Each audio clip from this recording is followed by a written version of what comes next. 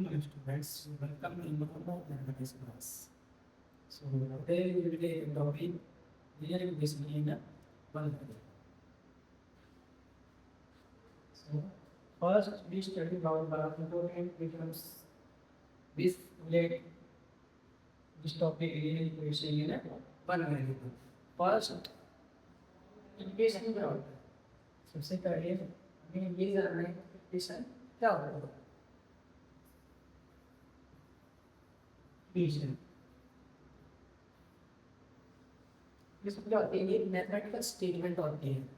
ठीक है, mathematical statement होती है जिसमें two expression two expression equal होते हैं. ठीक है, कैसे? देखिए, जैसे कि मैंने कहा कि टू ब्रदर है रोहित एंड विनोद. ओके, मैंने क्या कहा कि रोहित के पास कितने रुपए हैं? मोहित से 30 रुपये ज्यादा है. मैंने क्या कहा कि रोहित के पास जो रुपये है, रोहित के पास कितने रुपये है? मोहित से 30 रुपये ज्यादा. मोहित के पास कितने रुपये आपको पता है? नहीं पता. तो उसको हम क्या मान के चलते हैं कि मान लेते हैं कि मोहित के पास कितने रुपये है? x रुपये. ठीक है, मोहित के पास कितने रुपये है? x रुपये. तो मोहित के पास कितने हो गए? x प्लस 30, क्योंकि मोहित के पास 30 रुपये ज्यादा है. इससे मोहित से तो एक स्टेटमेंट मैंने ये दिया क्या कि रोहित के पास जो रुपये है कितने रुपये है? मोहित से कितने रुपये ज्यादा? 30 रुपये ज्यादा. तो ये हमारे पास एक्सप्रेशन बन गया है. सेकंड, एक बार स्टेटमेंट दी या फिर एक एक्सप्रेशन दिया क्या जो रोहित के पास अमाउंट है, जो रोहित के पास मनी है वो कितनी है? टोटल रुपये 100. ठीक है, तो कुछ समझ में आया कि मैंने जो रोहित का अमाउंट था उसको मैंने टू वे में एक्सप्रेस कर दिया. कैसे? एक वे में ये एक्सप्रेस किया कि रोहित के पास जो अमाउंट है वो मोहित से 20 रुपये ज्यादा है, और दूसरे में मैंने डायरेक्टली बता दिया कि रोहित के पास कितने अमाउंट है? 100. तो जब टू एक्सप्रेशन आपस में इक्वल होते हैं तो वही मैथमेटिकल स्टेटमेंट हमारी क्या बन जाती है? इक्वेशन. सो इसको हम क्या लिख सकते हैं? x plus 30 is equal to 100. This is our equation. Okay, अब आते हैं लीनियर इक्वेशन. लीनियर इक्वेशन क्या होती है? लीनियर इक्वेशन एक ऐसी इक्वेशन जिसमें वेरिएबल की हाईएस्ट पावर कितनी हो? 1. अब सेकंड में क्या समझना है? लीनियर इक्वेशन है. देखिए, इक्वेशन का हम लिख चुके हैं. ठीक है, अब इक्वेशन के बाद हमें लीनियर इक्वेशन समझनी क्या होती है. लीनियर इक्वेशन अभी जैसे हमने यहाँ से इक्वेशन ट्रांसफॉर्म मींस एक इक्वेशन बनाई x + 30 = 100. यहाँ पर जो x है वो क्या है?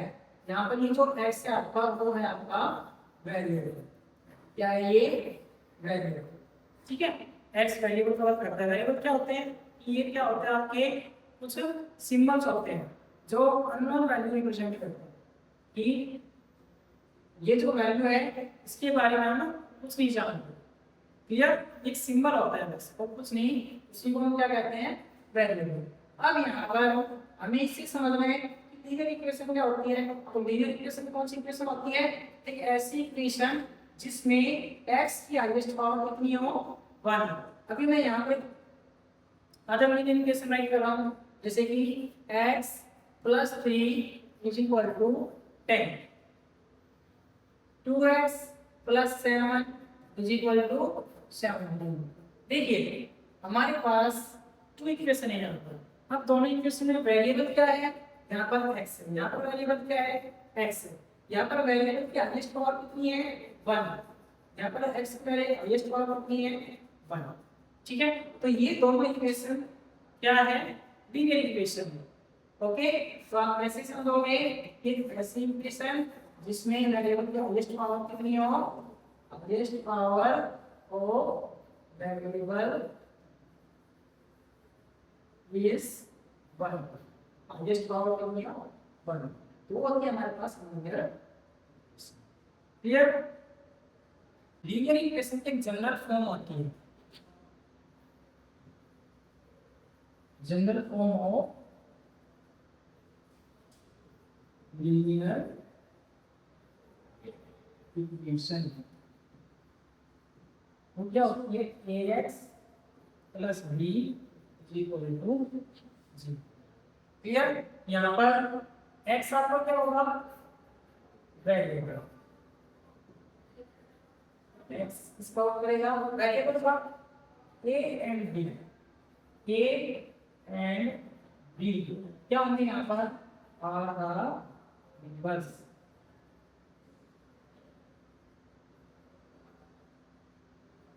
ठीक है, a एंड b यहाँ पर क्या होंगे?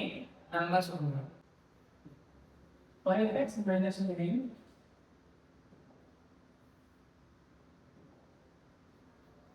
Equal to 0।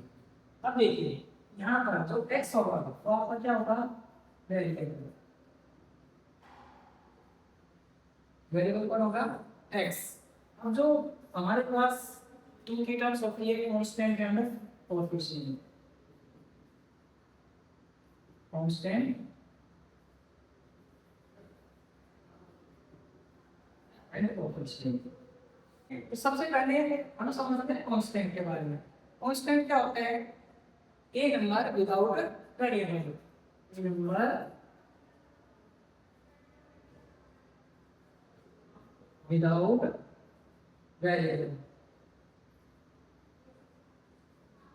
अब यहाँ पर आपको ऐसा नंबर दिखाई देगा जो बिना किसी वेरिएबल के। अब यहाँ पर ये जो नंबर 5, नंबर 10 नंबर है 5 एंड 10, लेकिन एक ऐसा नंबर है जो वेरिएबल के बिना ही है, और वेरिएबल का नंबर कौन सा है?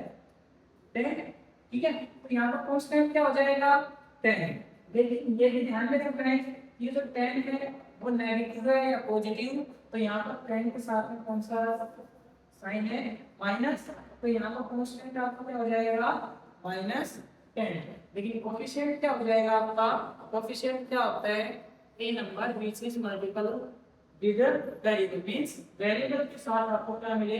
मल्टीप्लाई के मिले। जैसे कि वेरिएबल क्या है यहाँ पर? x, x के साथ मल्टीप्लाई कौन है? 5, तो 5 इसका वर्क करेगा कोएफिशिएंट का, और 5 इसका कोएफिशिएंट क्या आएगा? वेरिएबल, और वेरिएबल क्या है? 5। तो हम इसको क्या राइट कर सकते हैं? 5 is the coefficient of x। तो ये कोएफिशिएंट क्या आएगा? 5 इज कोएफिशिएंट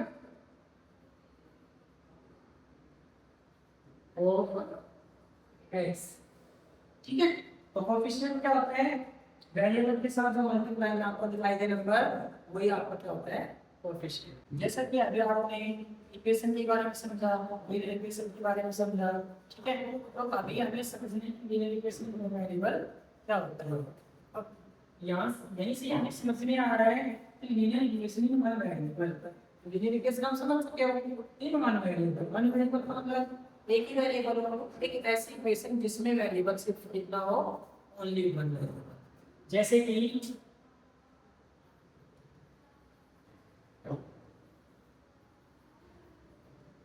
कि कोई भी लीनियर इक्वेशन राइट करते हैं, ठीक है, तो उसमें वेरिएबल सिर्फ एक ही होना चाहिए।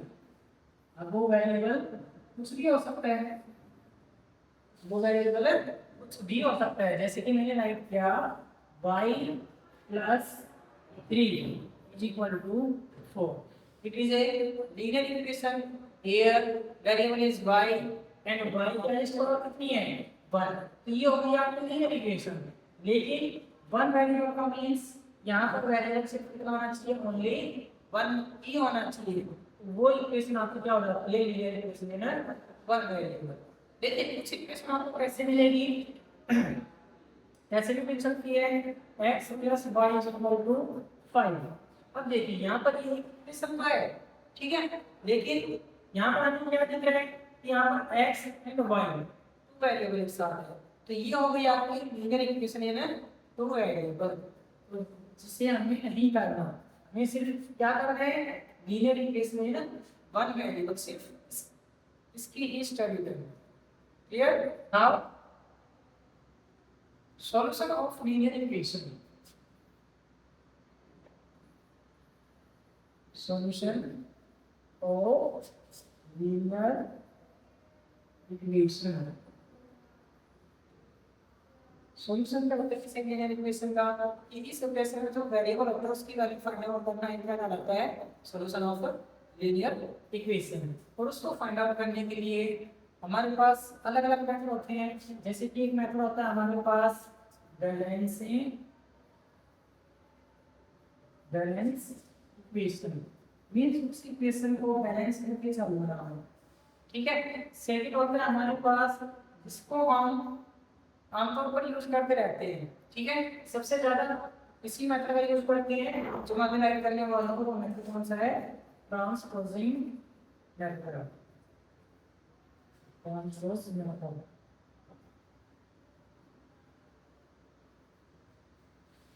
देखिए, एक बैलेंस इक्वेशन को बैलेंस करके चल रहे हैं। दूसरा कौन सा है मेथड आपका?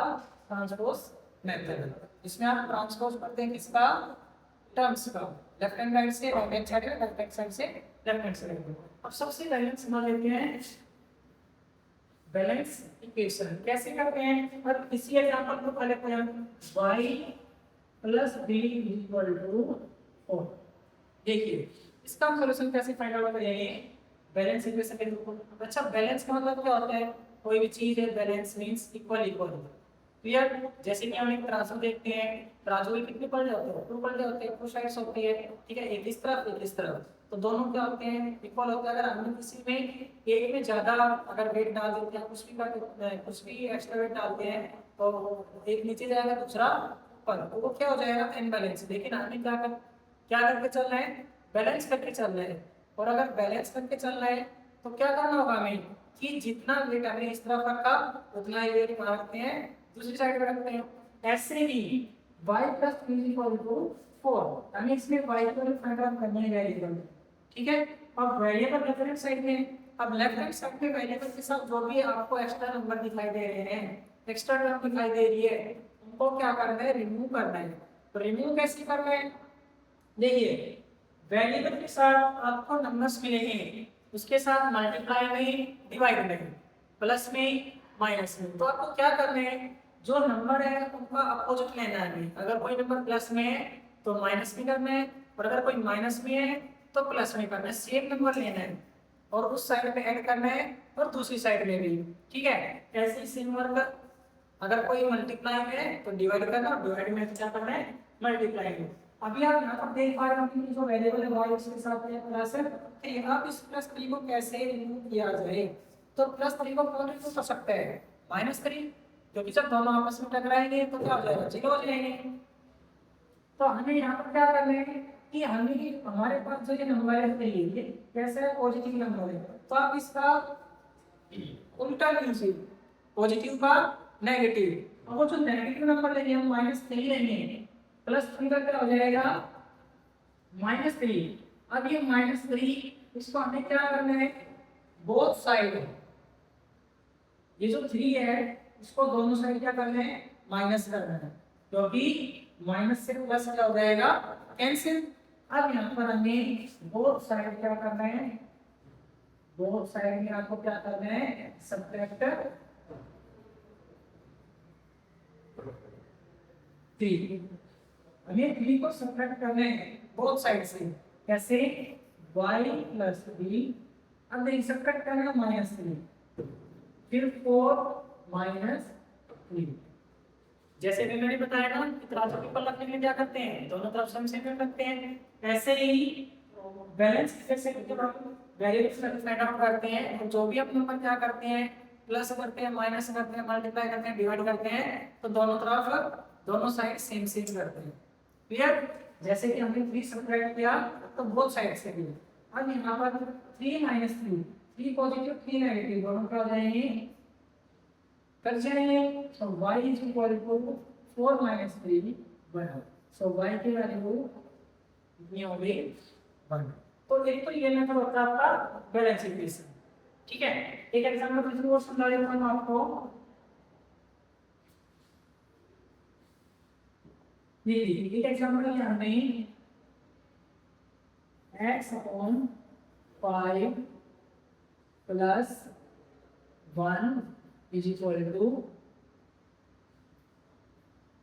11। ठीक है, अब देखिए अब इसमें हमें क्या करना है, इस मेथड में यूज करना है बैलेंस सर्विस। कैसे करेंगे? सबसे पहले हमें ये देखना है कि वेरिएबल किस तरफ है, लेफ्ट हैंड साइड में। अब लेफ्ट हैंड साइड में वेरिएबल के साथ कौन कौन नंबर एक्स्ट्रा है, तो एक्स्ट्रा में कौन है 5 जो कि डिवाइड में है, प्लस 1 जो कि इस कॉम्प्लीमेंट के साथ क्या है +1, ये भी एक एक्स्ट्रा टर्म है। ठीक है, तो हमें इसको रिमूव करना है लेफ्ट हैंड साइड से, 1 को रिमूव करना है और 5 को रिमूव करना है। आप कैसे रिमूव करेंगे? बैलेंस इक्वेशन का यूज करेंगे। कैसे? सबसे पहले हमें रिमूव करना है 1 को, और 1 किस पे पॉजिटिव, तो हमें क्या लेना पड़ेगा इसका रिवर्स, उल्टा नेगेटिव। ठीक है, साइन में रिवर्स कर दीजिए इसका, पॉजिटिव का नेगेटिव, नेगेटिव का पॉजिटिव। तो हमें क्या करने का 1 सब्ट्रैक्ट करना है, 1 सब्ट्रैक्ट करना है, सब्ट्रैक्ट 1 फ्रॉम बोथ साइड। अगर हम एक साइड से करते हैं तो क्या हो जाएगा, हमारा सॉल्यूशन जीरो हो जाएगा। इसलिए हमें क्या करना है, दोनों साइड आगे बैलेंस रख सकते हैं इक्वेशन। तो आपका क्या हो जाएगा x 5 + 1 - 1 11 - 1। आप यहाँ से लिखते हैं 1 से 1 कैंसिल, 1 इसमें 0, तो x अपॉन 5 = 11 - 1 10। ठीक है, अभी देखिए हमारे पास सॉल्यूशन निकल के नहीं आएगा क्योंकि अभी भी जो वेरिएबल x है उसके साथ डिवाइड कौन है 5। अभी हमें इस 5 को रिमूव करना है। अब रिमूव कैसे करेंगे 5 को? ठीक है, अब देखिए जो 5 है वो x के साथ डिवाइड में है, तो डिवाइड का जब आप साइन में रिवर्स करेंगे क्या हो जाएगा मल्टीप्लाई। मैंने बताया था आपको कि अगर पॉजिटिव में कोई नंबर है तो उसका रिवर्स ले लीजिए नेगेटिव, और नेगेटिव है तो उसका पॉजिटिव में, और अगर डिवाइड में है उसको रिमूव करना है तो मल्टीप्लाई में लीजिए नंबर, सेम नंबर लेना है। और अगर मल्टीप्लाई में है तो डिवाइड में भी सेम नंबर लीजिए। तो हमारे पास 5 किसमें डिवाइड में, हमें क्या करना है मल्टीप्लाई में, मल्टीप्लाई बाय 5 बोथ साइड।